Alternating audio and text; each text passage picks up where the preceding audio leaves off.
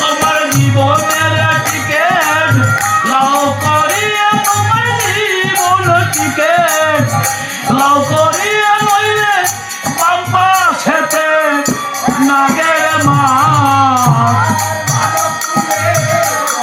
জন্ম নিয়ে বাসপল্লী খান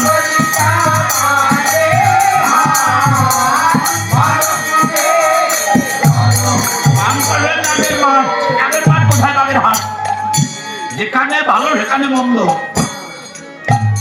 নাগের হাটে নাগের মাঠ দেশালয়, ভালো জায়গায় মন্দ আছে না। এই জন্য কবি বললেন যেখানে দেখিবে ছাই উড়াইয়া দেখো তাই, পাইলেও পাইতে পারো মানিক রতন। বাগেরহাট মন্দ জায়গা, ভালো কেমন জানেন খুলে বলি। বাগেরহাটে ওই নাগের মাঠে একটা গোবিন্দ মন্দির আছে। ঝুলন যাত্রায় 5 দিন বলাবলি কীর্তন হয়। আমি 2 বছর গিয়েছি। বলি বাগেরহাট উনি ভালো জানেন। আসলে দাঁড়িয়ে কীর্তন করছি,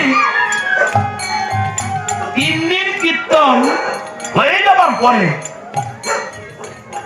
আসলে যখন ছেড়ে দিয়েছি, আমি 3 দিনই লক্ষ্য করছি মধ্যম বয়সের একটা মহিলা,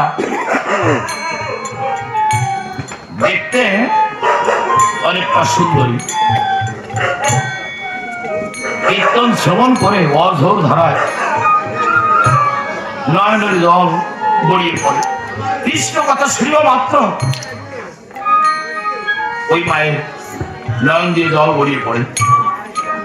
তবে আমাদের একটা লক্ষ্য থাকে, যেদিকে আমরা তাকালে পরে দেখতে পাই যে ভক্ত নয়ন ধরে গড়াগড়ি যাচ্ছে, আমরা সেদিকে কিন্তু বেশি লক্ষ্য থাকে। আমি তাকিয়ে তাকিয়ে দেখছি আর মনে মনে চিন্তা করছি নিশ্চয়ই ওই মা বৈষ্ণবী মা হবেন।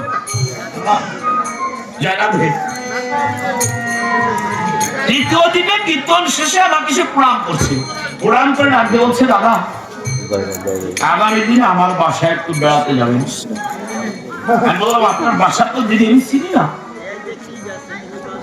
পাশে একটা জুড়িয়ালা ছিল, নাম তার অশোক, বলছে ওই দাদা ছিলেন, ওনাকে নিয়ে যাবেন। ওই ছেলেটা ডাকতে বলছে, দাদা আমি চিনি, আপনাকে আমি নিয়ে যাবো। আর একটা কথা শিখাই দিলেন আমাকে যে আপনি যখন আমার বাসায় যাবেন, নিয়ে যাবে, যদি কোনো অসুবিধা হয় তাহলে বলবেন যে দিদিমার বাসায় যাব। আমি তখনও কিন্তু বুঝতে পারিনি। জয় রাধে। আমি তো ভোরবেলায় হাত মুখ পরিষ্কার করে জামা প্যান্ট পরে যখন আমি ছুটে চলেছি, ছেলেটা নিয়ে গিয়েছে, যখন আমি প্রবেশ করেছি গলির মধ্যে 4-5 জন এসে 4-5 জন মহিলা সমাগে ঘুরেছে। আমি চোখ বুঝে দাঁড়িয়েছি, ভয় করছে। আমি শুধু চোখ বুঝে একটা কথা বলেছিলাম যে দিদিমার বাসায় যাবো। যখন বলেছি দিদিমার বাসায় যাবো, তাকাই দেখি কেউ নাই। আমি ধীরে ধীরে ছুটে চললাম ওই বাসায়, ভয় করছে। গিয়ে যখন দাঁড়িয়েছি দেখতে পাই ওই ভক্তিমতী মহিলা গোবিন্দ পূজা করছেন। আমার মনে হয় কয়েক লক্ষ টাকা দামের একটা আসন তার ঘরে, গোবিন্দের ছবি আছে। শব্দ স্নানসিক্ত চুলগুলো থেকে বিন্দু বিন্দু জল গড়িয়ে পড়ছে। শ্রাবণ মাস কিনা, এত ভক্তি হয়ে পূজা করছে। আর উনি পূজা করে, গোবিন্দ পূজা করে যে কাঁদছে, ওই কান্নার আওয়াজ আমি পিছন থেকে শুনতে পাচ্ছি। এখন কিন্তু আমি বুঝতে পেরেছি যে আমি সত্য সত্য এই নিষিদ্ধ পাড়ার মধ্যে ঢুকে গিয়েছি। এখন আমি বুঝেছি। কিন্তু যখন হা গোবিন্দ প্রাণ গোবিন্দ বলে 2টি বাহু উত্তোলন করে ওই মা কাঁদছে, তখন আমার মনে হয়েছিল যে মনে হয় যেন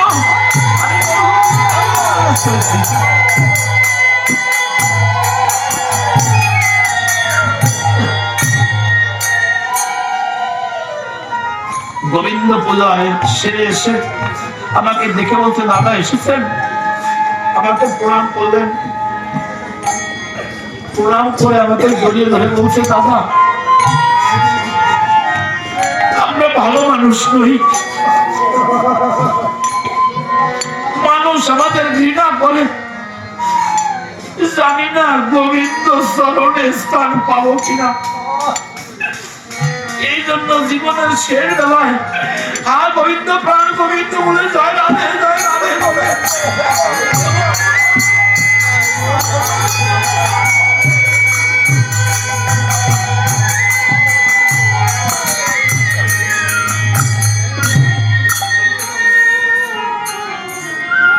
আমার সকল ভুল ভেঙে গেল, যে মন্দ জায়গায় ভালো কিছু থাকতে পারে। শুধু মন্দ জায়গা নয়, কবি আবার লিখলেন, বাগের হাটের নদীর পাশে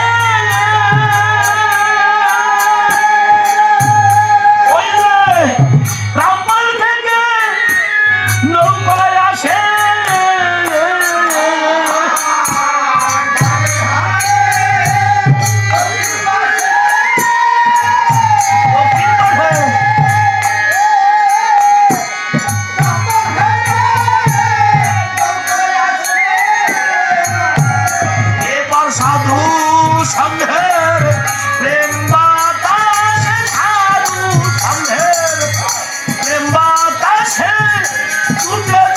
সুন্দর বনের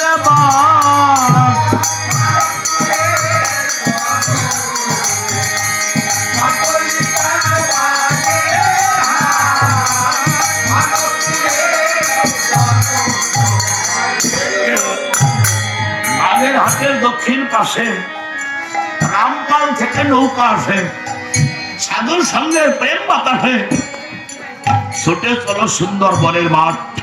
কোন সুন্দরবন? বাংলাদেশের নিম্নাঞ্চলে যে সুন্দরবন, সেই সুন্দরবন, সেই সুন্দরবন নয়।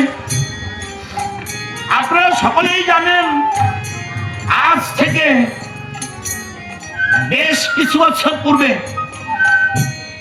একটা ঝড় হয়েছিল।